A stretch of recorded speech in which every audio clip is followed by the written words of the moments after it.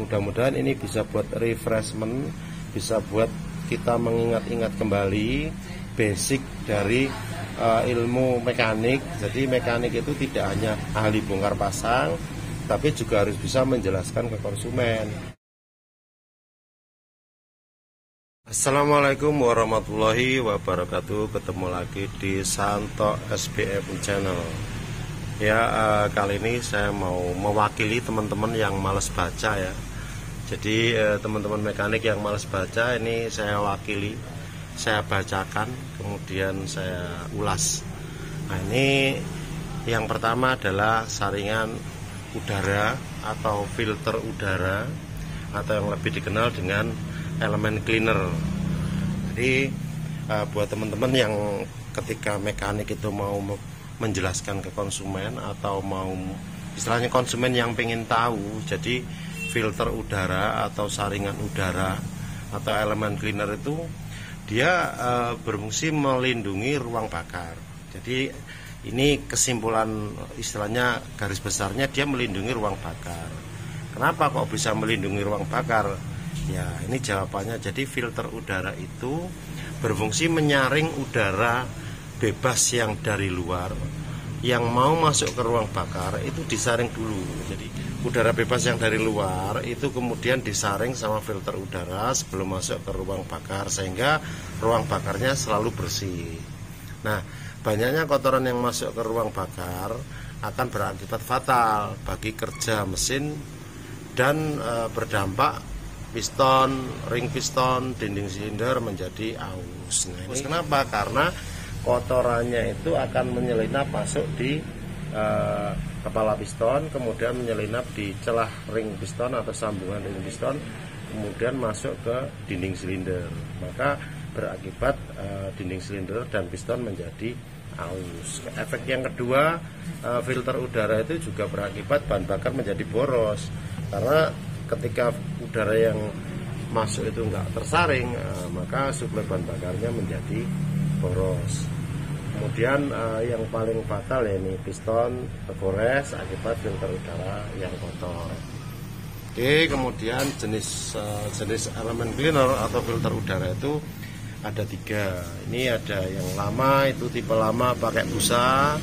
Kemudian yang kelasnya karisma itu pakai kertas. Kemudian yang terbaru sudah pakai viscose elemen. Nah, kemudian istilahnya ketika kita nyervis sepeda motor, kondisi filternya sudah kotor atau kita cek kilometernya. Jadi penggantian filter itu periodiknya setiap 16.000 km.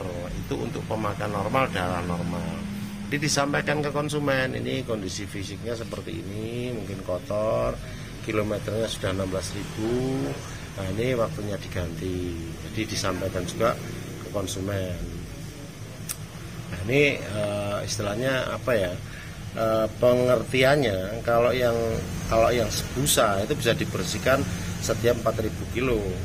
Tapi filter udara ya, kalau yang viskos itu nggak bisa disemprot pakai ini, nggak boleh. Ini misalnya viscose elemen itu tidak boleh disemprot pakai udara dari kompresor ya. Ini dilarang karena ketika disemprot ini dengan tekanan udara yang besar ya, dapat menghilangkan lapisan elemen sehingga mengurangi kemampuan mencegah debu masuk. Jadi ketika disemprot fungsi dia untuk memfilter udara atau kotoran yang masuk itu dia masih bisa menerobos karena sudah terkena semprotan tekanan udara. Ini rongga-rongganya terbuka, kemudian udaranya yang masuk nggak jadi bersih lagi.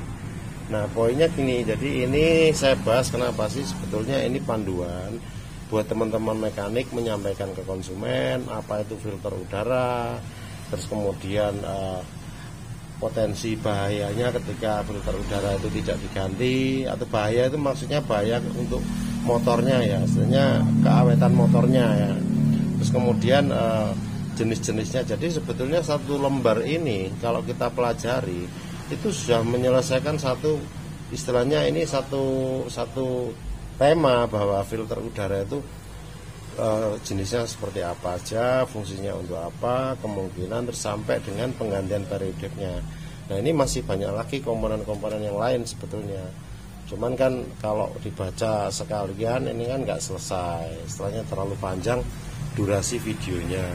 Menurut saya kalau memang ini perlu atau mungkin perlu dibahas seperti ini, silakan diketik di kolom komentar. Mudah-mudahan ini bisa buat refreshment, bisa buat kita mengingat-ingat kembali basic dari ilmu mekanik. Jadi mekanik itu tidak hanya ahli bongkar pasang, tapi juga harus bisa menjelaskan ke konsumen kenapa ini rusak, kenapa ini diganti, kenapa ini fungsi komponen ini untuk apa, perawatannya seperti apa, itu harus disampaikan ke konsumen. Supaya apa? Jadi kita jadi mekanik itu tidak hanya sekedar bongkar pasang, nggak, harus belajar ngomong ke konsumen. Nah, pelajaran ngomongnya atau belajar ngomongnya itu ya dari belajar ini. Istilahnya ya saya hanya membaca saja. Saya yakin kalau ini saya taruh di bengkel ya, mungkin teman-teman membaca aja males gitu. Makanya saya coba baca pelan-pelan, saya terjemahkan. Kemudian mudah-mudahan dengan mendengarkan video atau melihat video ini, teman-teman mau membaca ulang. Jadi saran saya bahwa ketika teman-teman melihat video saya, terus kemudian teman-teman mau membaca ulang, maka semakin memahami fungsi komponen dan akibat yang ditimbulkan ketika komponen itu tidak dirawat atau tidak diganti. Oke ya teman-teman, mudah-mudahan ini ada manfaatnya. Selamat belajar. Wassalamualaikum warahmatullahi wabarakatuh.